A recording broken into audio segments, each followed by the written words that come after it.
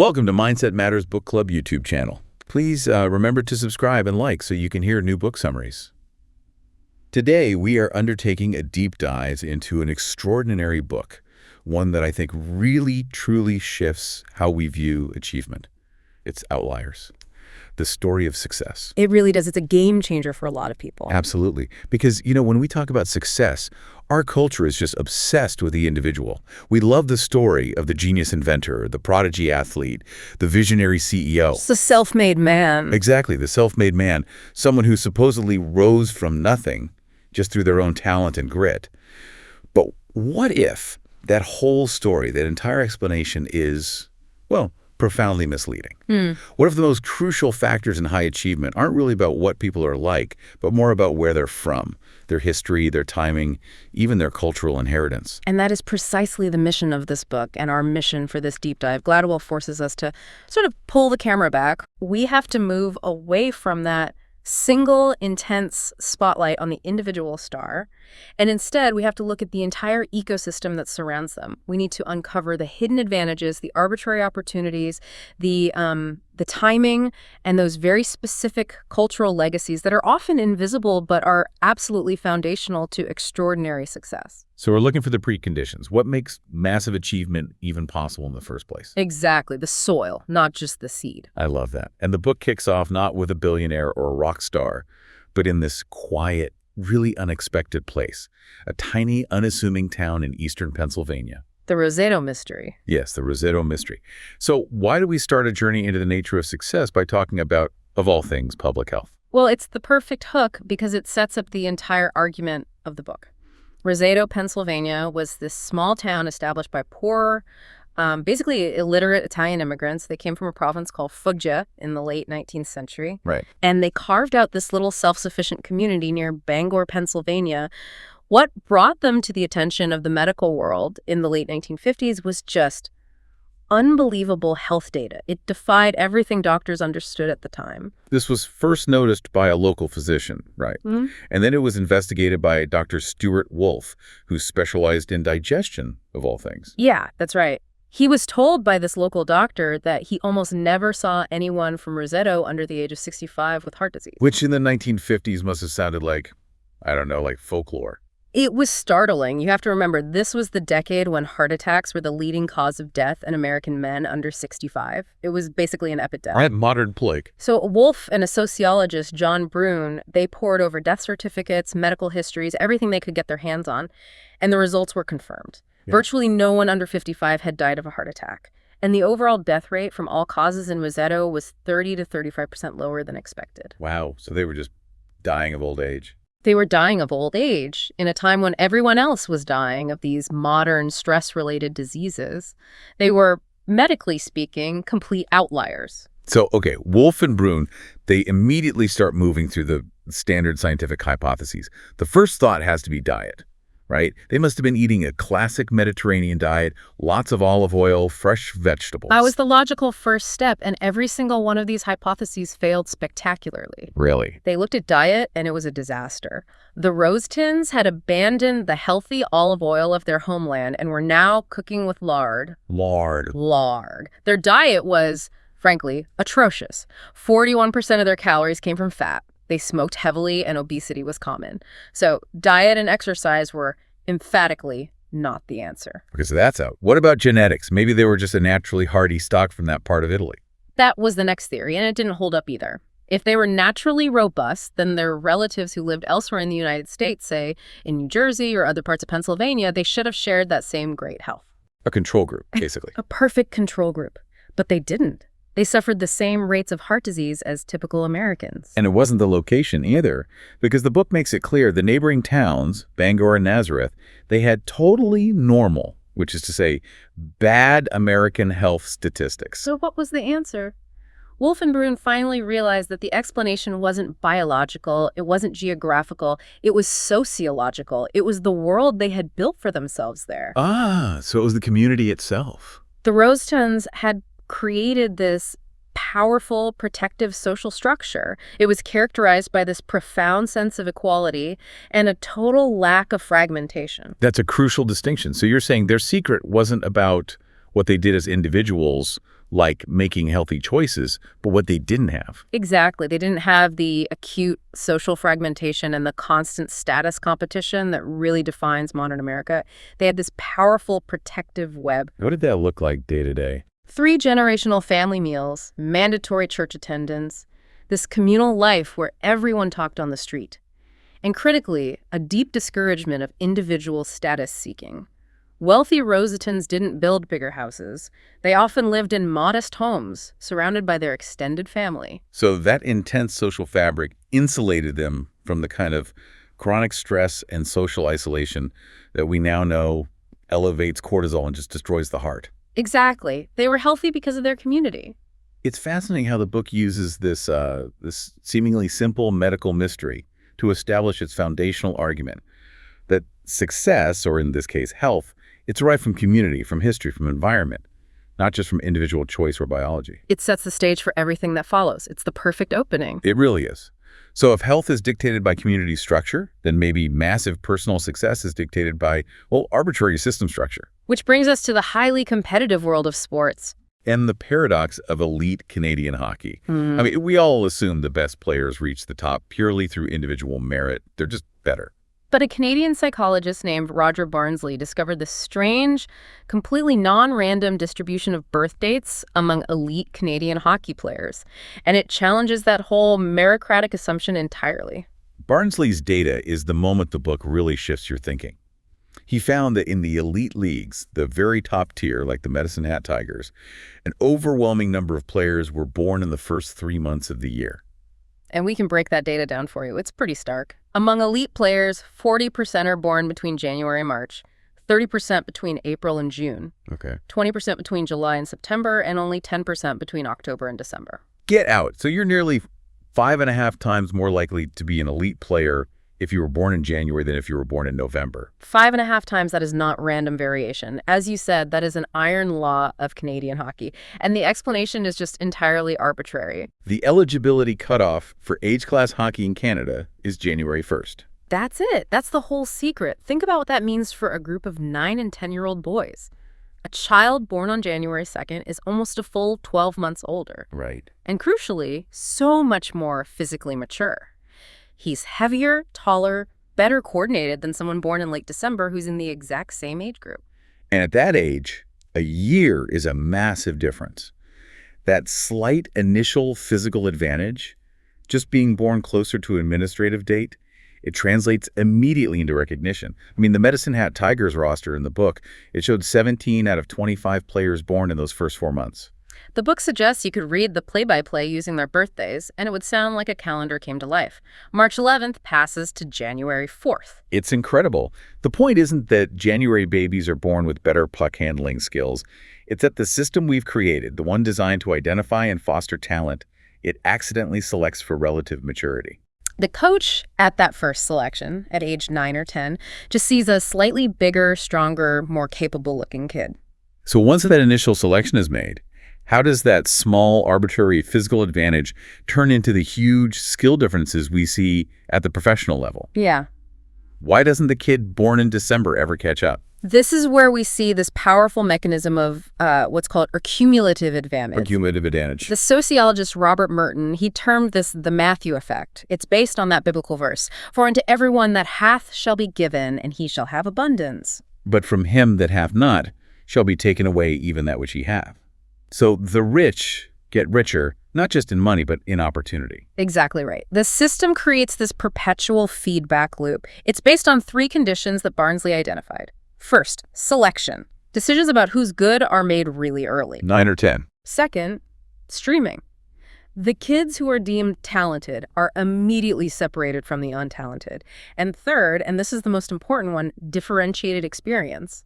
That talented group gets superior coaching, way more practice time, and far more game opportunities. So the January-born kid gets picked for the A squad, he practices more, gets better coaching, plays in more intense games, which makes him better, which then makes him more likely to be selected again the next year.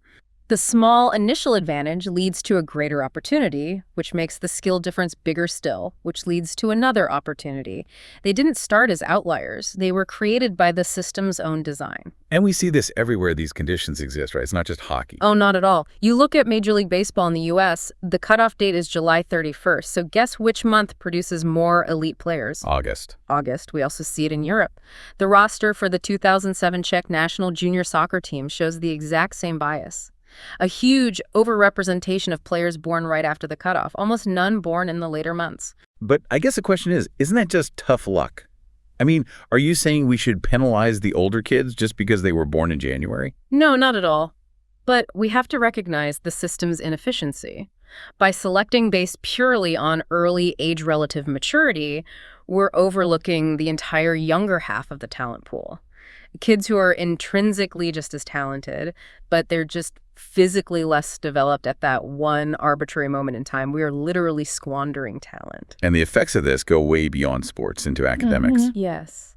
Kelly Bedard and Elizabeth Dewey found that in educational settings, the oldest children in a fourth grade class score significantly better on international math and science tests than the youngest children in the same grade. Wow. Why is that? It's the same logic. Teachers often confuse maturity with genuine ability early on. The older, more mature kids are often placed in the advanced fast-track streams. The differentiated experience again. Once they're placed there, they get superior instruction, better resources, and that reinforces the initial arbitrary advantage, leading to genuinely better test results years down the line. Is there any country that avoids this? Yes, Denmark. Denmark is the one major industrialized country where this effect is not seen, and that's because they have a national policy against ability grouping until age 10. They let the maturity differences naturally even out first. So if we cling to this idea that success is purely individual merit, we're overlooking the simple fact that the systems we create, like an arbitrary January 1st cutoff, they basically determine who gets the best opportunities and who is perpetually left behind. It's baked into the system. This powerful insight into a cumulative advantage leads us to the second massive component of success in the book, which is preparation. We often assume achievement is, talent plus preparation. But the book argues that preparation plays a vastly larger, more decisive role than innate talent. And this brings us to the very famous 10,000-hour rule. Research by Anders Ericsson and others suggests that mastering any complex cognitive skill, whether it's chess, musical composition, computer programming, it requires roughly 10,000 hours of focused, deliberate practice. And that's not just messing around. It's highly intensive work. Highly intensive. It's aimed at improving specific aspects of performance. Without this preparation, even the greatest natural talent, the prodigy born in January, they can't reach the top tier. It sounds like 10,000 hours is the minimum entry fee for genuine world-class expertise. And the book uses the perfect example to debunk that overnight success myth, the Beatles. Yes. We remember them exploding onto the American scene in 1964, but that was 7 years after Lennon and McCartney even started playing together. Their story is the ideal case study in opportunity meeting preparation. Their pivotal moment came in 1960. They were invited to play in the strip clubs of Hamburg, Germany. Of all places. The owner of the club, he required a non-stop show format. They weren't playing these clean hour-long sets. They were playing non-stop, sometimes for 8 hours a night, 7 days a week. 8 hours a night. That's absolutely grueling. But I guess it was their boot camp. It was their boot camp. They were forced to become proficient at a huge variety of styles, and they had to develop incredible endurance. They had to stretch songs, improvise, just try to keep a demanding, often drunk audience entertained. So they were getting this highly intensive, differentiated experience that was far beyond what any other band was getting back in England. Miles beyond. By the time they recorded their first smash hit, they had played together for thousands of hours. By 1964, when the world met them, they had easily passed that 10,000-hour mark. Their genius was undeniable, but their mastery was the result of a very specific, demanding opportunity that just provided the hours they needed. Okay, so let's see how this preparation requirement applies to the world of technology. We can start with Bill Joy, a theoretical genius who was crucial in developing UNIX and really shaping the modern internet. His success is often held up as the ultimate victory of pure meritocracy. And yet, even in the seemingly objective world of coding, success is still governed by opportunity and preparation. Joy's brilliance was able to flourish because of a remarkable series of what the book calls happy accidents. He arrived at the University of Michigan in 1971, just as they were establishing their new computer center. And the context here is key, isn't it? In the early 1970s, computers were massive, expensive mainframes. Access was rare and costly. It usually involved these tedious punch cards and long waits. But Michigan was one of the few centers in the world that provided free, extensive access to a new time-sharing system. This allowed students to interact with the computer in real time. This environment provided the opportunity for dedication. And then the opportunities just kept accumulating for him. They did. He got a job there. Then he discovered a system bug that essentially allowed him unlimited, unmonitored programming time. And the center was open 24/7. So he had the motivation, he had the talent, but the environment basically handed him the keys to the kingdom. He could just sit there and put in his 10,000 hours in isolation, perfecting his craft, years before his peers had even seen a computer screen. He estimates that by the time he was rewriting Unix at Berkeley in the late 70s, he had accumulated around 10,000 hours of programming practice. It wasn't just his IQ, it was the sheer volume of practice he acquired thanks to this confluence of specific, non-replicable circumstances. Which brings us to Bill Gates, the ultimate software outlier. He had an even more extraordinary run of luck. It wasn't just one break. The book calls it a series of 9 incredibly lucky series of events that launched him far beyond his contemporaries. Gates's first critical break was attending Lakeside School. It was one of the only high schools in the entire world with a time-sharing terminal in 1968. In 1968. Time-carrying technology was only 3 years old at that point, so Gates got to do real-time programming as an 8th grader while the vast majority of university students were still waiting for punch cards to be processed. And when the initial funding for that computer, which was provided by the Mothers Club, when that ran out, the luck just continued. It did. He and Paul Allen struck these unique deals for free computer time. First with a company called Computer Center Corporation, or C-Cubed, and later with Information Sciences, Inc., ISI. They would test or debug software in exchange for unlimited free machine access. The amount of time they put in was staggering. I mean, the book says Gates and Allen racked up 1,575 hours of computer time on the ISI mainframe in just one 7-month period in 1971. That averages out to 8 hours a day, 7 days a week. As teenagers. Think about that commitment. Even when they temporarily lost access, they found free time at the University of Washington between 3 a.m. and 6 a.m. when the machines were typically free. So by the time he dropped out of Harvard to found Microsoft in 1975, he had been programming practically nonstop for 7 consecutive years. He wasn't just smart. He was arguably the single most prepared person on the planet for the microcomputer revolution that was just about to begin. He was years past that 10,000-hour mark. And this is a really profound takeaway for you, the listener. Gates himself acknowledged it. He said his early exposure was better than anyone did in that period of time, and all because of an incredibly lucky series of events. His success was a product of being born into the exact generation ready to capitalize on the revolution. The timing. And having that extraordinary, unique opportunity to get his 10,000 hours in as a teenager. His timing was perfect. Born in 1955. If he was born too early, he'd have been limited by the mainframes. Too late, and the field would have already been saturated. Okay, we've established that the world's best performers are defined by preparation and timing, not just innate ability. Now let's tackle the ultimate measure of supposed innate talent, IQ. The book introduces us to Christopher Langan. The ultimate genius. The epitome of raw intellectual horsepower. An IQ score so high it couldn't be accurately measured. Langan fits the image of the genius we all hold, you know. He taught himself to read at age 3. He aced tests effortlessly. He was reading highly complex philosophical texts in high school. He had cognitive horsepower far exceeding the vast majority of humans. But the book argues that IQ, especially that very high end, is greatly overrated. And we look at the work of Lewis Terman, who studied 1,500 geniuses, he called them the termites, who had IQs at the 99th percentile. He believed he was charting the future American elite. And Terman's comprehensive study became a devastating failure of his initial premise. He became obsessed with IQ scores without realizing how little difference it makes once you cross a certain threshold. And that threshold is surprisingly low, isn't it? Something like 120? Around 120, yeah. The majority of his termites ended up with ordinary careers, the most telling failure. There were 0 Nobel Prize winners in his group. And Terman actually rejected 2 future Nobel laureates, William Shockley and Luce Alvarez, because their IQs weren't high enough for his study. That's incredible. So the conclusion then is that once you're in a pool of very smart people, say, The freshman class at a top university raw IQ is of little help. What distinguishes success at that level isn't cognitive power, but how you use it, how you navigate the world. We saw this when they compared two clever students on a test. The student with the higher IQ, Florence, she gave perfectly functional but kind of boring answers when asked for uses of objects. The other student, Poole, he gave these imaginative, sometimes subversive answers, demonstrating a wider, more creative engagement with the world. So Terman focused too much on test-taking ability and not enough on world-navigating ability. Which leads us to the critical distinction, practical intelligence. What exactly is this skill, and why did Christopher Langan, the super genius, lack it? Yeah, that's the central question there. The psychologist Robert Sternberg, he defines practical intelligence as knowing what to say to whom, knowing when to say it, and knowing how to say it.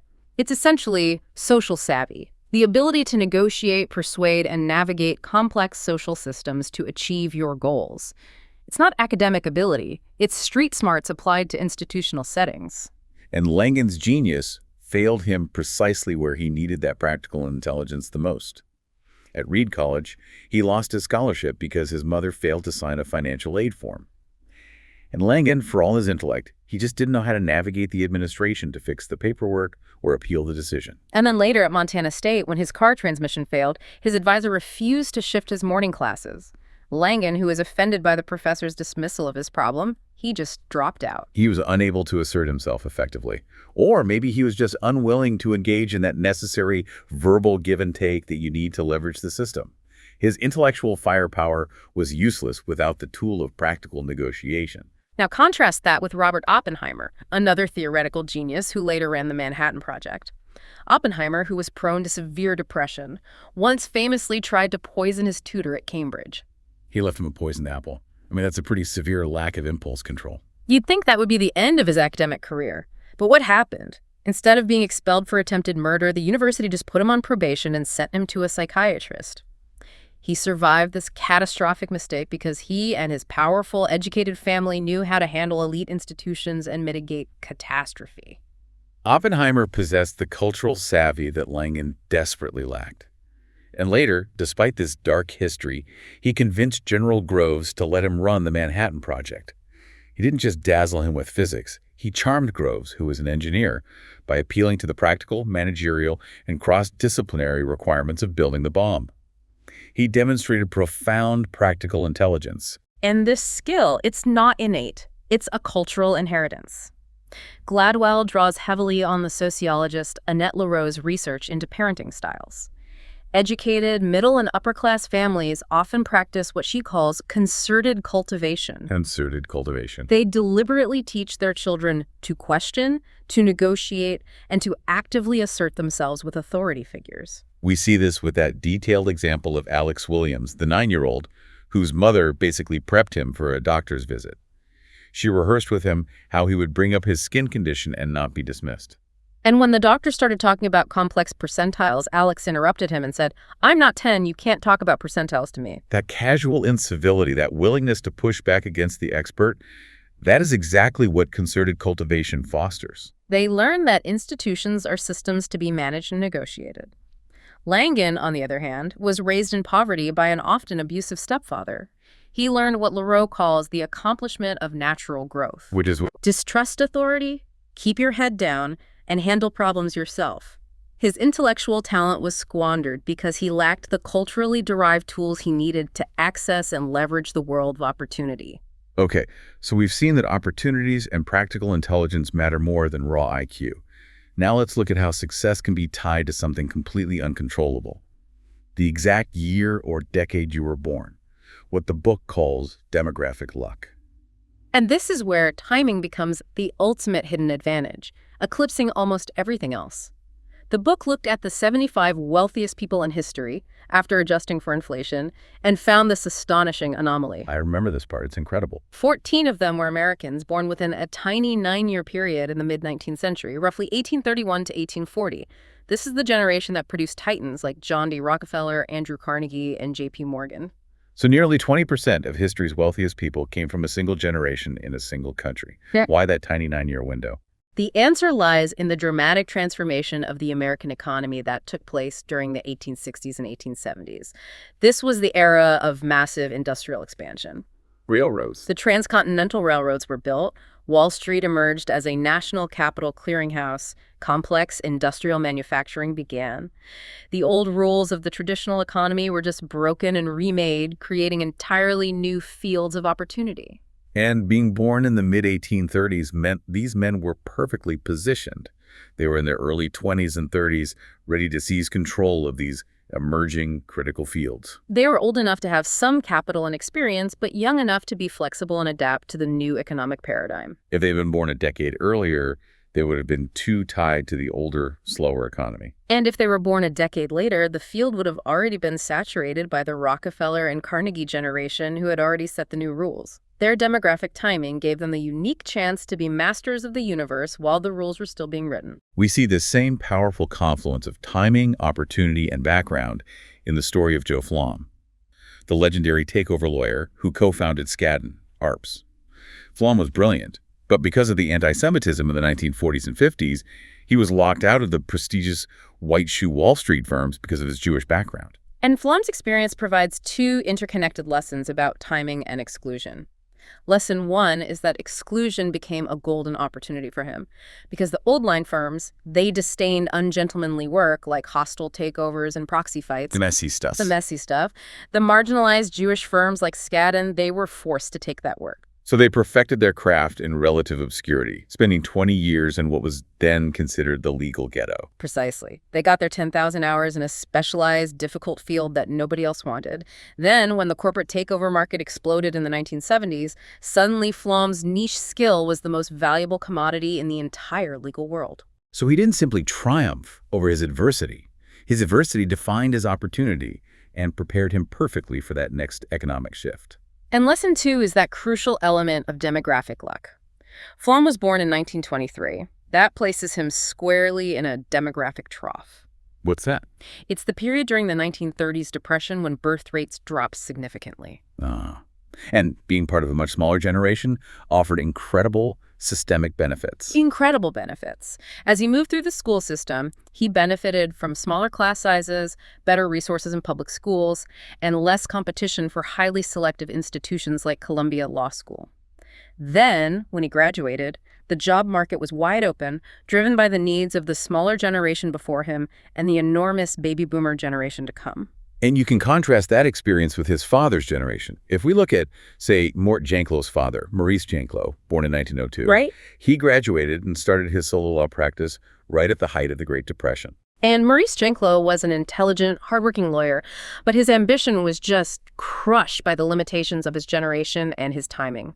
The legal work for solo practitioners vanished. He was reduced to dignified starvation, closing titles for minimal fees. So the timing of Joe Flom's birth, combined with the exclusion that forced him into a niche, it set him up for a meteoric rise. While the timing of his father's birth basically ensured failure. It demonstrates how arbitrary timing can determine success or failure more than individual quality. Now let's combine Flom's Jewish background with his demographic luck. Why did Jewish immigrants, particularly those tied to the garment industry, produce such a massive, disproportionate number of future lawyers, doctors, and professionals? The Eastern European Jews who immigrated to New York, they overwhelmingly had occupational skills, primarily in the clothing trade, tailoring, sewing. The book uses the example of Louis and Regina Borgenecht. They arrived penniless, but they immediately recognized a market opportunity in making practical children's aprons, and they started working day and night. And arriving in New York in the 1890s with expertise in the garment trade was like the 19th century equivalent of arriving in Silicon Valley in the 1980s with 10,000 hours of computer programming under your belt. It's a perfect analogy. The garment trade was the largest, most vibrant, and most explicitly entrepreneurial industry in the city. And crucially, this was meaningful work. And meaningful work. The Borgenecht's work possessed the three criteria for deep satisfaction that so many modern jobs lack. First, autonomy. They were their own bosses. Second, complexity. They ran a sophisticated small business that demanded market research, design, manufacturing, negotiation. A lot to juggle. And third, a direct connection between effort and reward. The harder they worked, the more they sold the next day. Hard work only feels like a prison sentence when it lacks meaning. For them, it was an empowering, complex challenge. And the intergenerational benefit of that type of labor was enormous. The children of these garment workers, like Joe Flom, they grew up watching their parents succeed through intense effort and imagination, building something from nothing. And this instilled a powerful belief that they could shape the world to their desires. It taught them to assert themselves confidently in the professional realm. The garment industry acted as a boot camp for the professions. They inherited the belief in hard work combined with that cultural framework of enterprise and self-assertion, which prepared them perfectly for law, medicine, and academia. That's a powerful connection between ancestral work and modern professional success. But cultural legacies aren't always benign, are they? Sometimes they can be restrictive or even deadly. And this brings us to the dark side of inherited tradition. We begin with the violence puzzle of Harlan, Kentucky, site of the famous Howard Turner and Hatfield McCoy feuds. This wasn't just random rural violence. It was a century-long, predictable pattern of clashes rooted in a very specific historical inheritance: the culture of honor. The region was settled overwhelmingly by Scotch-Irish immigrants from the borderlands of Scotland and England. They were historically herdsmen who lived in remote, lawless territories where police or centralized government offered no protection. Right. Their property, their sheep and goats, was easily stolen, so their security depended entirely on their reputation for ferocity. Any perceived insult, any injury, or any theft required a fierce personal response to maintain their credibility. So this violence was personal, it was over honor, not for economic gain. Exactly. And this ethos persisted for centuries, passed down through social inheritance, even when the original economic necessity herding in a lawless area was long gone. And psychologists Dov Cohen and Richard Nisbett sought to test if this legacy persists today. They conducted the famous Michigan experiment. The asshole experiment. The asshole experiment. They insulted young men, half from the north, half from the south, by calling them that after forcing them to yield space in a narrow hallway. And the reaction was starkly divided by region, not by personality. And the Northerners, they treated the insult with amusement or annoyance. Their cortisol levels, their stress hormones actually went down, suggesting they just dismissed it. But the Southerners? Their stress levels soared. Their cortisol and testosterone jumped, indicating a preparation for confrontation. Their handshakes got firmer, and they became far more aggressive in a subsequent game of chicken with a large Confederate. These were modern, suburban Atlanta kids, yet they were acting out the 19th century frontier ethos of their ancestors. Culture, the book shows us, runs incredibly deep. And we see an even more devastating outcome of these cultural legacies when we examine aviation. Plane crashes are rarely due to a single catastrophic failure. They're the result of an accumulation of about 7 consecutive human errors. And almost always related to teamwork and communication in a high-pressure environment. Let's analyze the Avianca 052 crash in 1990. The plane ran out of fuel while circling JFK during bad weather. The critical breakdown was communication between the Colombian first officer, Mauricio Klotz, and the New York air traffic controllers. Klotz just failed to clearly signal a fuel emergency. The transcript shows the captain, Kavitz. He's clearly panicking and instructing Klotz to declare an emergency. But Klotz replies to the controller, "That's right, to 180 on the heading, and we'll try once again, we're running out of fuel." He essentially buried the emergency warning inside a routine transmission. Linguists call this mitigated speech. Mitigated speech. It's downplaying or sugarcoating the meaning, usually to be polite or deferential to authority. Klotz used that deflecting, He started with routine instructions, and he placed the fuel warning at the very end. The controller testified he took this as a passing comment, not the required explicit emergency signal they are trained to listen for. And this fatal misunderstanding is rooted in cultural difference, specifically what Geert Hofstede calls the Power Distance Index, or PDI. Which measures how much a culture respects and expects hierarchy. America is low. PDI equals are expected to be blunt, direct, even aggressive, especially in a high-pressure New York ATC environment. And Colombia, where the Avianca crew is from, is high PDI. So, in the cockpit, the higher the PDI, the less likely the junior officer is to save the plane, even if he knows the captain is wrong. Is that what it boils down to? That's a huge part of it. Klotz was communicating as a subordinate to a superior, the air traffic controller, believing he had been sufficiently deferential and polite. The New York controllers, being low PDI, didn't perceive his mitigated speech as a sign of extreme danger. They just thought he had a minor problem. That mismatch was lethal. The danger of a high PDI culture was most dramatically evident in Korean Air. By the 1990s, KAL had a devastating series of crashes, culminating in the 1997 Guam crash, KAL 801, where the crew flew straight into a mountain. And South Korea has the second highest pilot PDI in the world. The cockpit transcripts from KAA 01 perfectly reveal this pattern of deadly mitigated speech. The flight engineer and the first officer, they knew the glide scope was broken and the weather was terrible, but they had to use these extreme, almost theatrical hints to communicate the danger to the senior exhausted captain. For example, the flight engineer said, "Captain, the weather radar has helped us a lot." What he meant was, you need to look at the severe weather radar now because the primary navigation is failing. But he couldn't just say that. Why not? Because Korean culture is intensely receiver-oriented.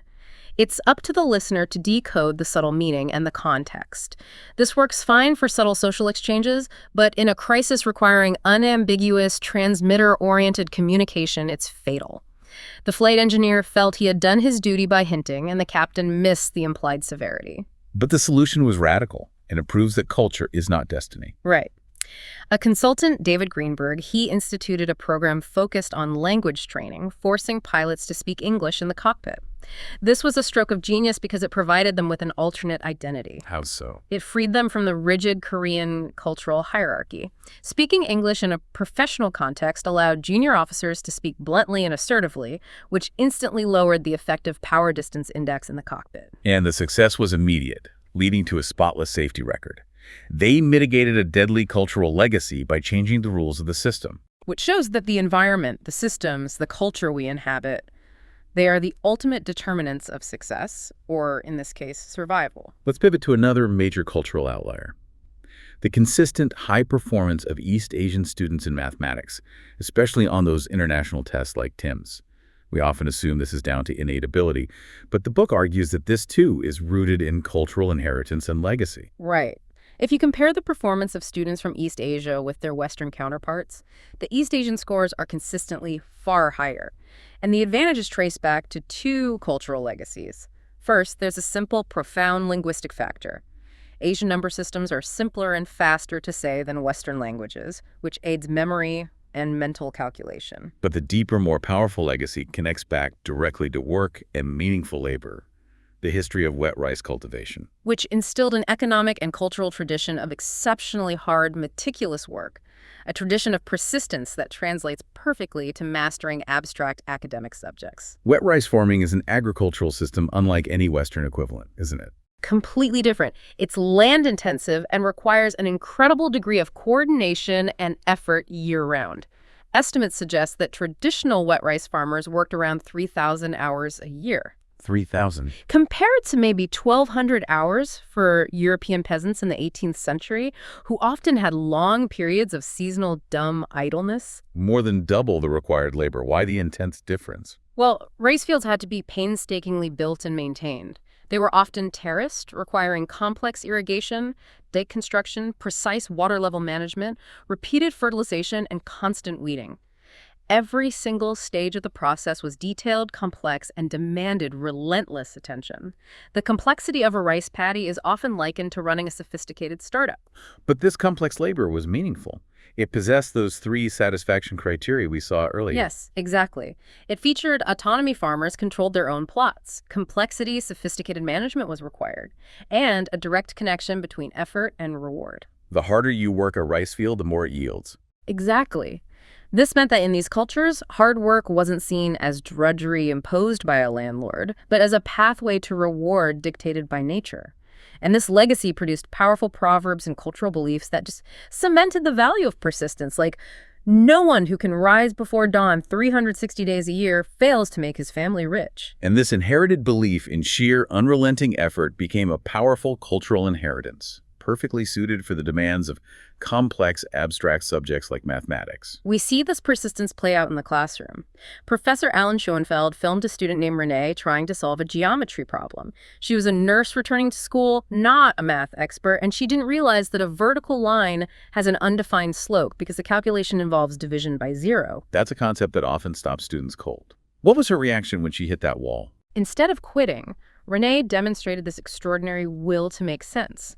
She didn't realize the slope was algebraically impossible to define, so she just kept trying to solve it by putting in increasingly large numbers for her denominator, 40, then 80, then 100, always trying to get closer to the vertical. How long did she stick with it? She spent 22 minutes.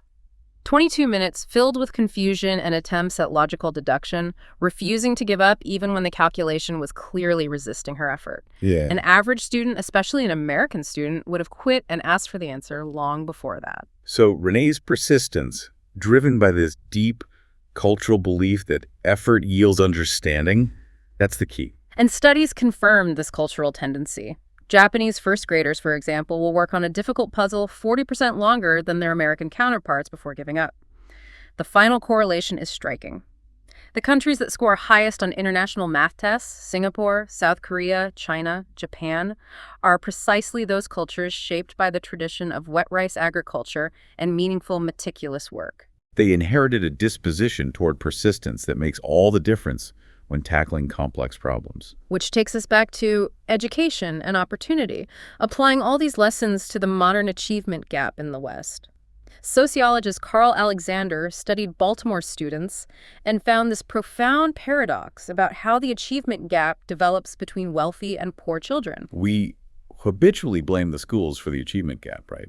We assume low-income children fall behind during the school year because of inferior resources. But Alexander's data showed the exact opposite. Low-income children learned just as much, or sometimes even more, than wealthy students during the school year.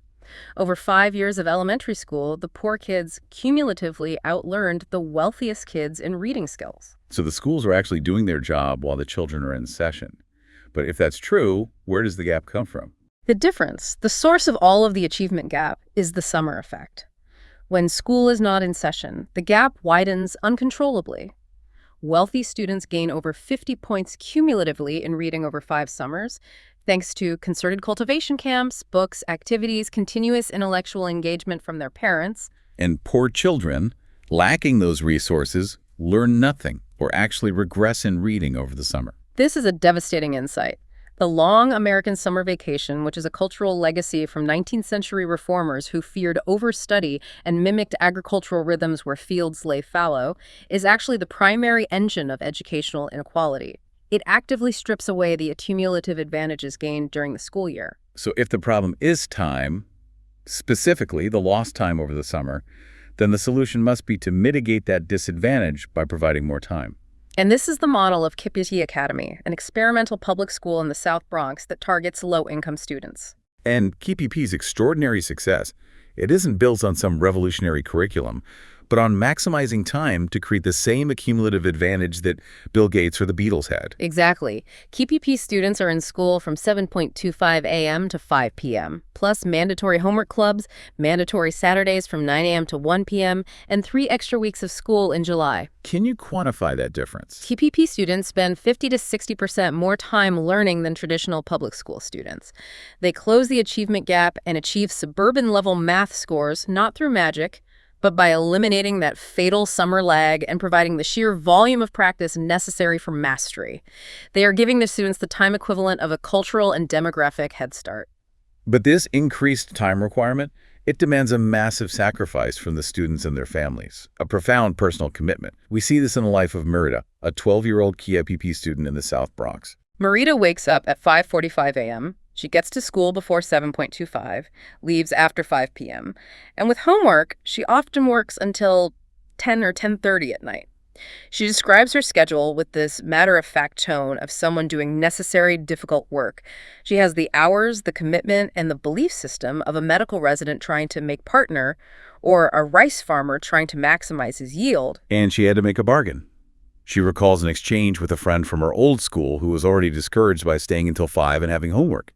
Merida had to give up those old friends because they couldn't understand her schedule. She had to shed her old identity and her cultural legacy of limited resources because it did not match her new circumstances of high achievement. KIPP provided her with the opportunity, the extra time, and the belief system, the miracle of meaningful work that her environment otherwise denied her. So the book's ultimate conclusion is that success is about having the chance to put in the necessary time and work. Merida didn't need a higher IQ. She needed a systemic chance. Yeah. And KIPP brought a little bit of that persistence ethos of the rice paddy to the South Bronx. A powerful ending. We've taken a comprehensive deep dive today. We started with the mysterious communal health of Roseto, and move through the arbitrary advantages of a January birth date in hockey, the crucial historical timing for Rockefeller and Gates. The cultural savvy that separates Oppenheimer from Langan, the subtle dangers of mitigated speech in the cockpit, the deep roots of persistence found in rice farming, And the transformative power of Keepy Academy. What all these stories reveal is that the truly tall oak is only the tallest because of the rich soil, the timely sunlight, and the fact that it was lucky enough to avoid the lumberjacks. Success is never done alone. It is a gift, a product of history, community, opportunity, and legacy. So the idea that the outlier is purely a self-made hero is, as the book argues, delusional. It is. It takes humility for high achievers, from Bill Gates to your own parents, to look back and say, I was very lucky to have the right opportunities at the right time. So considering the profound importance of these arbitrary factors like birth date, cultural inheritance, demographic timing, if we truly want a society of high achievers, this raises an important question for you, the listener. Should we stop focusing exclusively on fixing individual talent? Trying to make Langan smarter, for instance, and start designing systems like sports leagues, flight protocols, or schools that actively mitigate these arbitrary disadvantages, leveling the playing field for those who were merely born at the wrong time or in the wrong place. It's a powerful thought to mull over. Thank you for joining us for this deep dive into Outliers. We hope you learned something fascinating and will join us next time as we dig into another must-read book.